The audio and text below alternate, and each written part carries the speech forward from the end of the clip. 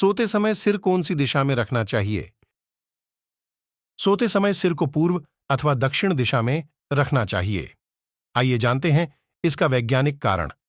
पृथ्वी के दो ध्रुव हैं, उत्तरी ध्रुव और दक्षिणी ध्रुव। वैसे ही हमारे शरीर में भी दो ध्रुव हैं।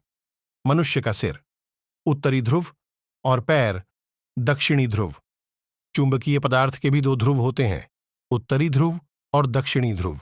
हमारी पृथ्वी पर चुंबकीय पदार्थों का भंडार क्षेत्र उत्तर दिशा में है और चुंबक लोहा धातु को अपनी ओर आकर्षित करता है। पृथ्वी पर कहीं भी रखा हुआ लोहा धातु तथा लोहे से बना कोई भी उपकरण उत्तर दिशा की तरफ आकर्षित होता रहता है।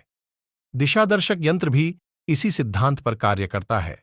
मानव शरीर मुख्य रूप से सप्तधातु से निर्मित है और पृथ्वी पर जितना लोहा धातु है उसी अनुपात में हमारे शरीर में भी विद्यमान है। हमारे शरीर में लोहा धातु हमारे खून में होती है, क्योंकि जब हमारे शरीर में खून की कमी होती है तब चिकित्सक हमें आयरन, लोहे से बनी दवाएं देता है। लोह भस्म खून विकार में दी जाती है। चुंबकीय पदार्थ के नियमानुसार जब हम चुंबक के दो टुकड़े करते हैं तो वह अलग होते ही दोनों टुकड़ों में स्वयं नए ध्रुवों का निर्माण कर लेता है। उसी प्रकार पृथ्वी बड़ा टुकड़ा है और प्राणी दूसरा छोटा टुकड़ा है। चुंबक के दो ध्रुव आपस में कभी भी नहीं चिपकते।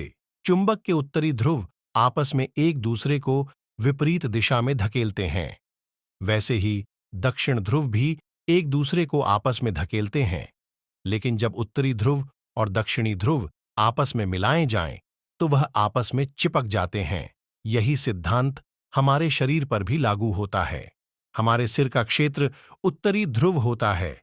अगर हम उत्तर दिशा में सिर करके सोते हैं तो इसी नियम के अनुसार हमारे शरीर में खून का दबाव बढ़ जाता है और इससे अनिद्रा तथा अन्य खून की विकृतियां शरीर में होने लगती हैं। हमारे पांवों की तरफ दक्षिणी ध्रुव होता है। जैसे हमारे पांव उत्तर दिशा में रखते हैं तो हमारे शरीर में खून का बहाव सामान्य रहता है और शरीर में खून की विकृतियां नहीं होती और नींद अच्छी तरह से आती है। इसलिए ध्यान रखें, सोते समय सिर को पूर्व दिशा या दक्षिण दिशा में रखकर ही सोएं। ज्ञान ग्रहण करना है तो पूर्व दिशा में और ग्रहण किए हुए ज्ञान को घूर्णित करना है तो दक्षिण दिशा में। आपको यह जानकारी कैसी लगी, मुझे कमेंट बॉक्स में जरूर बताएं।